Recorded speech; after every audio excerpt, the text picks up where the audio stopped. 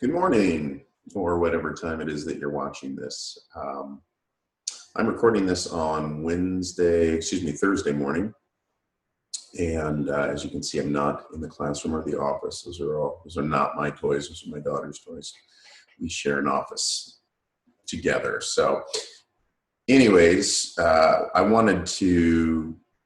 I'm going to record basically going through the last 5 calculations on the sheet that you worked on last time for the Chapter 4 financial calculations. We just made it through 1 through 5 in class the last time we met, and so I wanted to go through the last 5, and then after I've done that, I'll post an assignment to Canvas under week 5 to complete the rest of the financial calculations for the first financial statements. I think they were the Bellingham Herald financial statements.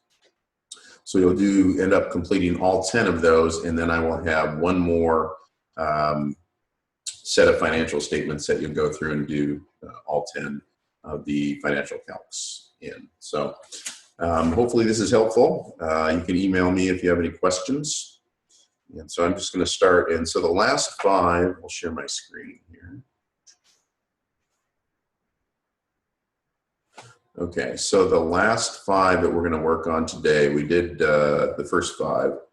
And so the remaining ones are times interest earned ratio, return on equity, return on assets, operating margin, and profit margin. So I'm going to be using the same tables out of Chapter 3 of the Allied Food Products financial statements to do these so that you can follow along in the book also if you want to see where I'm getting these. But I also have it, I believe I have it up, those tables in one of my tabs here. Maybe not. So if you want to bring it up, it's tables 3.1 and 3.2.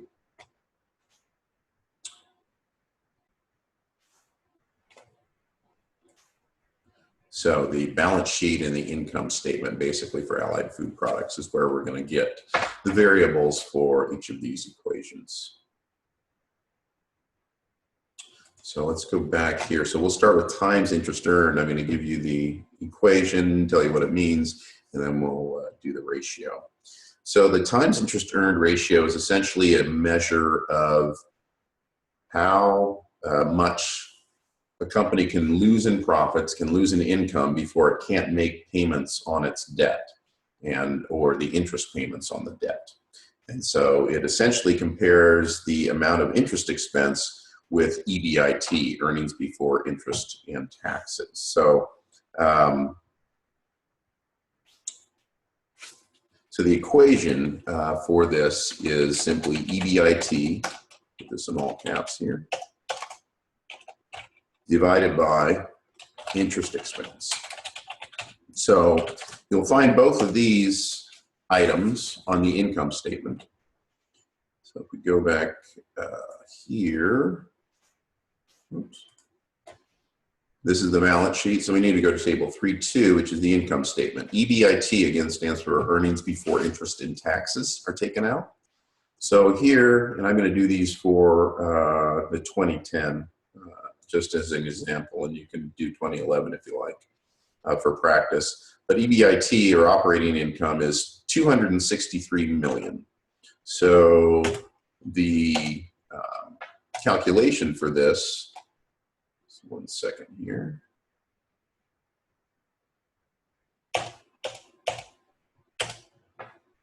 Calculation for this in 2010 is 263 million. So we have 263 on the top divided by interest expense. So go back here, less interest. So that's the same as interest expense. They're removing the expense associated with interest. So interest expense in 2010 is 60 million. 60, oops. Do the math, bring up my calculator here. 263 divided by 60 is 4.383 or 4.38. So that means that you essentially have over 4 times as much earnings, income, operating income here as you do interest expense. So your earnings would have to decrease significantly so that this number was around 1. If it gets to 60 or below, that means essentially you're not going to be able to pay your interest expense without taking on additional debt. So for times interest earned, the higher that this number is, the better, essentially. Okay. Return on equity. So we'll do this next. And return on equity is a pretty important metric or measure for investors, because it's a measure of, on average, how much they're making on the equity of the business, or on how much they've invested in the business. And so this is a profit margin. This is a way to measure profits. The last 4 are all measures of profits in some way. And it's just the ratios compare the profitability of business to different things, equity to assets, etc. So we'll show how that works.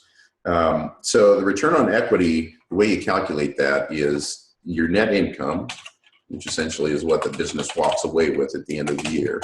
And you divide that by, in the case of a publicly traded company, you divide it by equity, which consists of retained earnings plus stockholders' equity, which in this case is common stock. So retained earnings plus common stock, excuse me, is the equation for that. Here, let me just do it this way.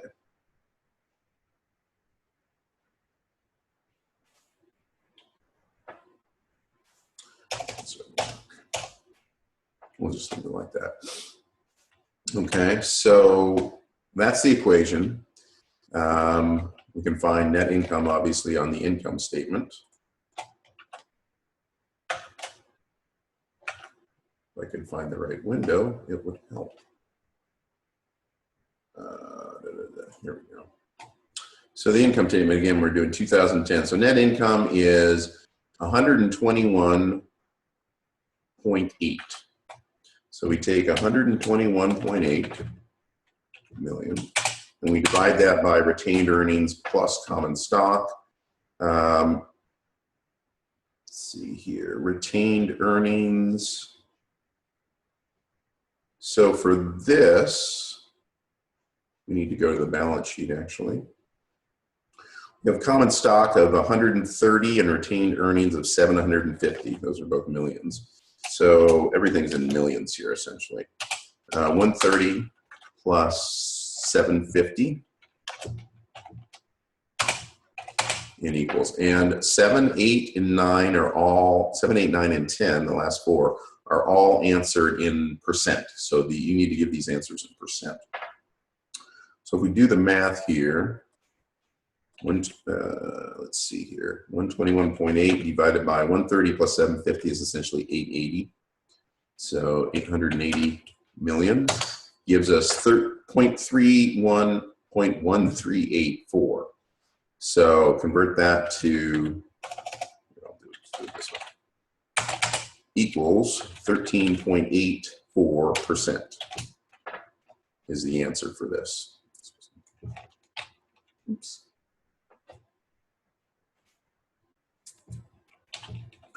Okay, so that's the answer for 2010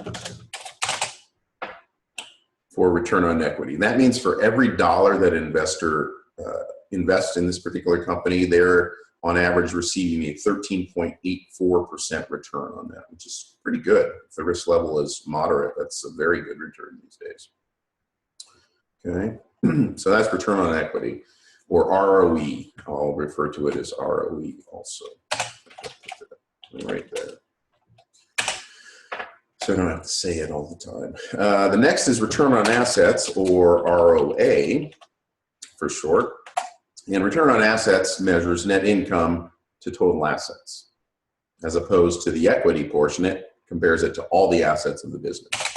So the equation for that is net income divided by total assets, not current assets. You got to remember this. It's all the assets together, both current assets and non-current assets or property, plant, and equipment are included in that. So we're going to need to go to the income statement for the net income. To find the net income, we're going to need to go to the balance sheet to find the total assets. So we already have the total income, or the net income, excuse me, from the previous equation, from the return on equity. So I'm just going to use that. It's the 121.8. And then divide that by total assets, which again, we're going to find on the balance sheet here. Total assets for 2010 are 1680, so 1.68 million essentially. Okay, 1680, and this will give us our return on assets. 121.8 divided by 1680, 0.0725, or in percentage terms, 7.25% return on assets. And just as a matter of course, or as an explanation, your return on assets should always be lower than your return on equity.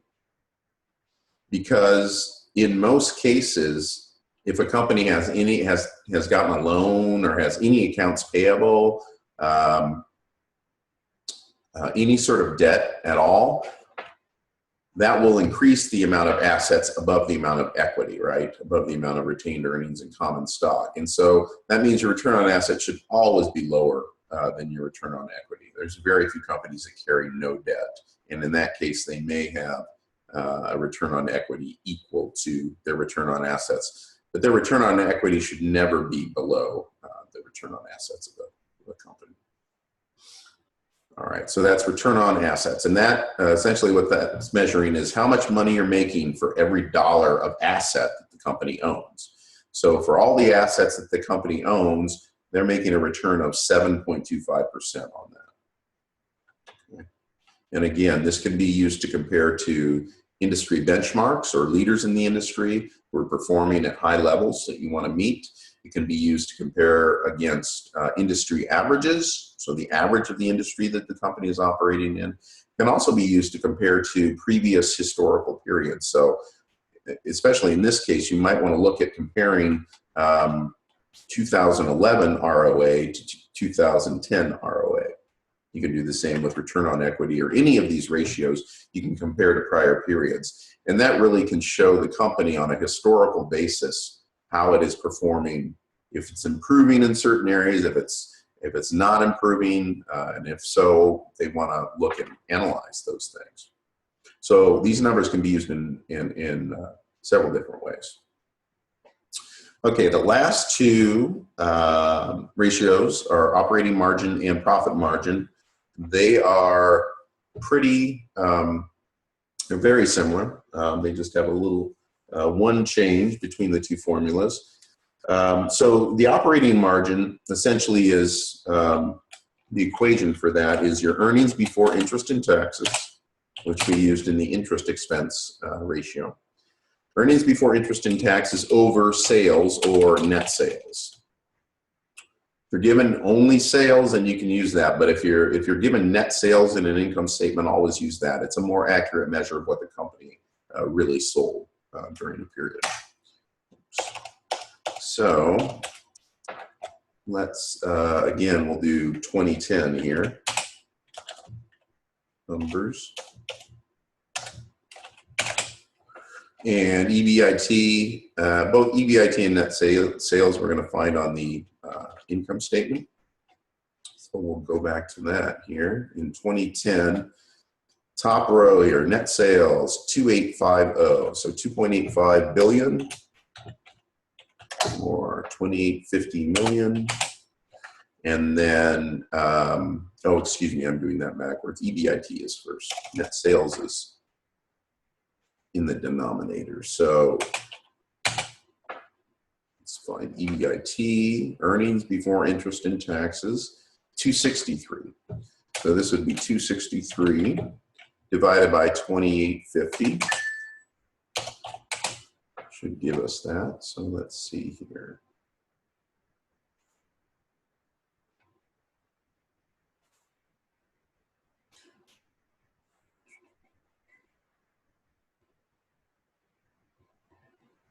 One second, I'm having a little problem here. Okay. Technical glitch. All right, so 263 divided by 2850 is the calculation for operating margin. 0.09228. So we're going to round up. We're going to say 0.0923. Again, is the same as 9.23%. Just move the decimal place over 2. 1, 2 to the right. So operating margin of 9.23%. That means before they take out interest and taxes, the company, for every dollar that the company sells of their net sales, they're making a 9.23% return on that dollar. Okay. All right, and the final ratio, profit margin, this is one that people talk about in all sorts of industries because it's really a reflection of how much money you're making for every dollar that you sell. And the only difference between it and operating margin is the numerator. Instead of EBIT up here, in the profit margin, it's net income in the numerator divided by the same thing, net sales. Okay. So that's the profit margin. And so again, if we go back, these are both going to be found in the income statement. So if we go back to that income statement for 2010, we can use the net sales number that we got before, and we already have the net income actually of 121.8. We divide that by net sales, which was the 2850 number, and that will give us our profit margin.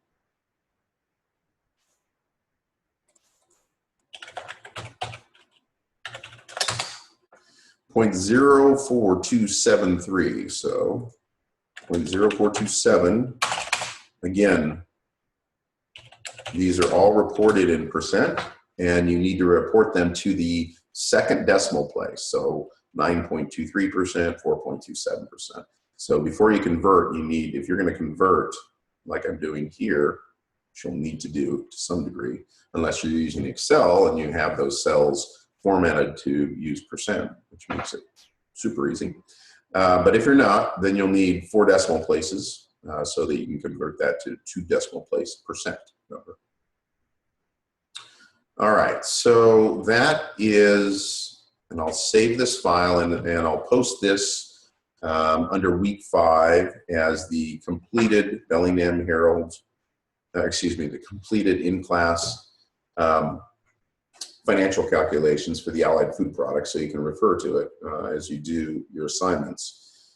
And for next week, for next Tuesday when we meet, so I'll ask you to complete the Bellingham Herald, so all 10 of the Bellingham Herald financial ratios, and I'm going to post one other set of financial statements that I want you to do all 10 of those for the other financial statements also. And then we'll be good to go for next Tuesday. So again, email me. I'm actually going to be out of town for the next few days, so if you need to reach me, email me, and I'll be checking email at least once a day, and I can get back to you about that. And again, check Canvas for the new assignments, and for the material we'll be covering next week. There'll be, I'll ask you to read chapter 5 also. So good luck, have a good weekend, and I will see you next Tuesday.